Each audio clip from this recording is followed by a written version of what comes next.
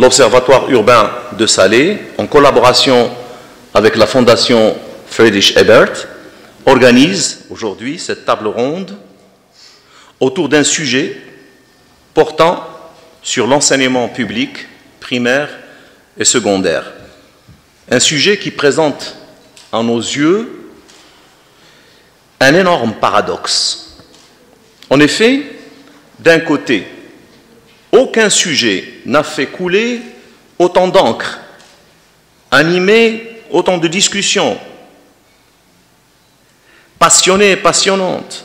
Aucun secteur n'a subi autant de réformes. Et personne en plus, personne, absolument personne, ne remet en question la priorité de ce secteur. Tout le monde considère l'importance primordiale de l'enseignement public dans le façonnement de la société d'avenir.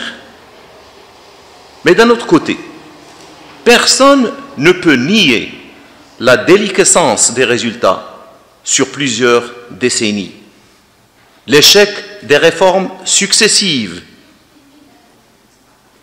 notamment pour ce qui est de l'amélioration de la qualité des enseignements prodigués et du niveau des diplômés de l'enseignement primaire et secondaire.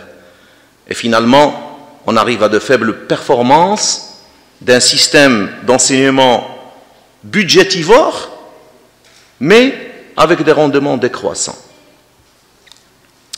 La dernière réforme, celle en cours de réalisation, qui couvre la période 2015-2030, élaborée par le Conseil supérieur de l'enseignement, adoptée par le ministère de tutelle, soutenue par la loi cadre 51-17 et reprise dans les textes du nouveau modèle de développement, nous sommes aujourd'hui à mi-parcours et il nous semble légitime de vérifier si à ce stade nous sommes sur la bonne trajectoire, si des améliorations importantes, autres que quantitatives, ont été enregistrées ou observées. Malheureusement, je crois que les données, en tout cas les données que j'ai pu consulter personnellement, ne permettent pas un très grand optimisme quant à l'issue de la présente réforme. Je n'en suis pas sûr, on en débattra. Nous avons invité à ce débat justement des experts, des professeurs ici présents pour tenter de faire le point sur l'état actuel du système, mettre en exergue les véritables causes qui conduisent toutes les tentatives de réforme à l'échec. On veut savoir quand même pourquoi, qu'est-ce qu'il y a comme dénominateur commun qui sabote pratiquement tous les efforts qui sont fournis. Nous souhaitons analyser, ressortir sans langue de bois et sans aucun parti pris politique. Nous voulons ressortir les principaux facteurs de blocage qui plombent l'ensemble du système, afin d'aboutir, si on peut, en conclusion, à des propositions, des recommandations, des solutions, s'il y en a, pour sortir de ce cercle vicieux de la médiocrité qui s'amplifie de génération en génération. Je rappelle ici que notre association avait prévu, dans le cadre de son observatoire urbain de Salé, de mener une étude limitée à la préfecture de Salé. Mais on a constaté dès le départ que la problématique de l'enseignement primaire et secondaire public est loin d'être locale ou régionale. Elle se pose au niveau national et elle est directement liée à la politique de l'État et à la stratégie adoptée par le ministère de l'Éducation nationale. Bien entendu, des spécificités locales entre l'urbain, le périurbain, le rural existent, même entre des établissements scolaires et des établissements scolaires publics qui brillent, mais ils font l'exception malheureusement. La qualité des enseignements en général demeure globalement médiocre, même si c'est à des degrés différents. Nous avons donc opté pour ce format de table ronde afin de tenter de répondre aux questions qui taraudent plusieurs esprits. Peut-on savoir où en est-on dans la réalisation des objectifs tracés? Cette dernière réforme, soutenue par la loi cadre, a-t-elle des chances d'aboutir à révolutionner le système d'enseignement public? Et puis, quelles recommandations, quelles dispositions peut-on faire pour construire un système d'enseignement primaire et secondaire public de telle manière à en faire le principal levier du développement économique et social des 50 prochaines années? Parce que notre conviction est qu'aucun développement économique et social intégré, inclusif, ne peut être réalisé sans un enseignement public généralisé de très grande qualité et coûte que coûte. Telles sont quelques-unes des questions auxquelles tant messieurs les intervenants que l'honorable assistance sont invités à apporter des éclairages et des réponses aussi précises que possible. Je voudrais, avant de finir ce mot de bienvenue, ce mot introductif, de remercier, au nom de l'association Salah Al-Mustaqbal et de l'Observatoire urbain, remercier la Fondation Friedrich Ebert pour l'accompagnement, le soutien et la collaboration précieuse sans lesquelles nous n'aurions pas pu organiser la présente table ronde. Et en fait, c'est principalement grâce à ce soutien que toutes les études, toutes les publications réalisées par l'Observatoire urbain de Salé ont pu être menées et réussies.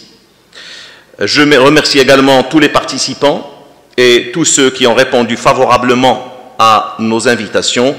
Merci pour votre attention. Merci beaucoup pour cette bienvenue agréable. Donc, Monsieur le Président de l'association Salah Mustaqbal et de l'Observatoire urbain de Salé, Mesdames et Messieurs des représentants des services extérieurs, des départements ministériels, Mesdames et Messieurs les représentants de la société civile, des syndicats, des universités et de la presse, honorable présence, je veux commencer à m'excuser que je parle aussi en français parce que bien sûr depuis que je suis arrivé ici au Maroc, j'ai commencé à réapprendre le français et j'espère que j'ai réussi à établir un niveau qui est assez bon pour présenter un mot de bienvenue en français. Malheureusement, je n'ai pas encore appris l'arabe, donc je peux imaginer que des fois pendant la discussion, j'ai besoin de quelqu'un qui me traduit un peu des choses qui sont exprimées par les participants pendant cette discussion. Mais bien sûr, c'est avec beaucoup de plaisir que je participe à cette table ronde pour en annoncer l'ouverture au nom de la Fondation Friedrich Ebert, dont j'assure la direction depuis un an maintenant.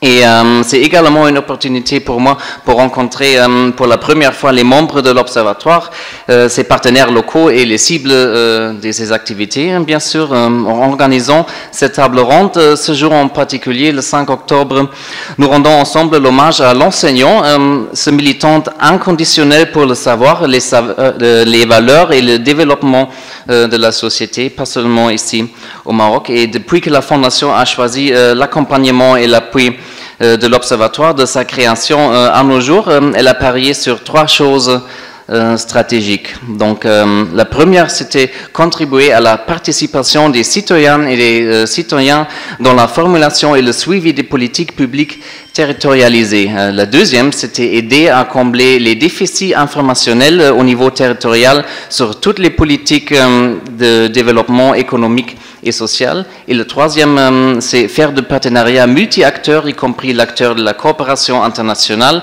un levier pour développer une force de proposition au service de la protection des droits économiques, sociaux et culturels et de la justice sociale. Donc, en agissant de la sorte, la Fondation a été très attentive de l'effort fourni par les membres de l'Observatoire qui sont présents ici par la production des rapports thématiques, le développement du référentiel de l'observation urbaine, le partenariat avec les institutions universitaires et bien sûr la formation des observateurs en collaboration avec l'université. Donc, parallèlement, le suivi assuré par l'Observatoire du grand programme de rénovation de la ville de Salé Antique a été encouragé par la Fondation et on considère ça comme un modèle de développement territorial où l'implication des acteurs et des actrices du développement local est déterminante et je pense que ça c'est un aspect très important.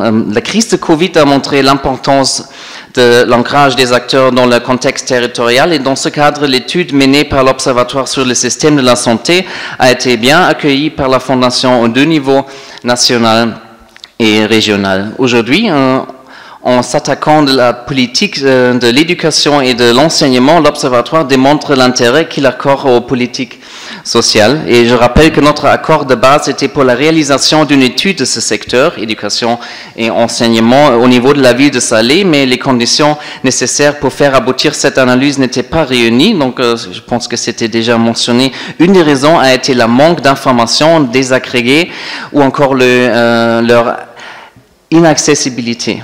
Ceci revient à confirmer combien il est important d'avoir l'Observatoire comme référence d'informationnel et l'analytique par la collecte de traitement et la diffusion d'informations en permanence. Au regard des mutations que nous vivons de nos jours, la vision de l'Observatoire cristallisée dans Salé, ville pour une vie décente, demeure d'actualité. La mission de l'Observatoire n'a pas perdu de sa valeur et de sa pertinence, bien sûr. Toutefois, il est à noter que les structures similaires à l'Observatoire ne peuvent pas se permettre une absence aussi courte qu'elle puisse être dans la vie d'une ville, surtout si la promesse de départ arrêtée de niveau stratégique. Alors, mesdames et messieurs, en restant à l'écoute de vos projets et programmes futurs, notamment les recommandations de cette table ronde qui est organisée aujourd'hui, nous souhaitions construire ensemble de manière substantielle des activités à la hauteur de nos ambitions et je souhaite plein succès à vos travaux aujourd'hui pendant cet atelier et je vous remercie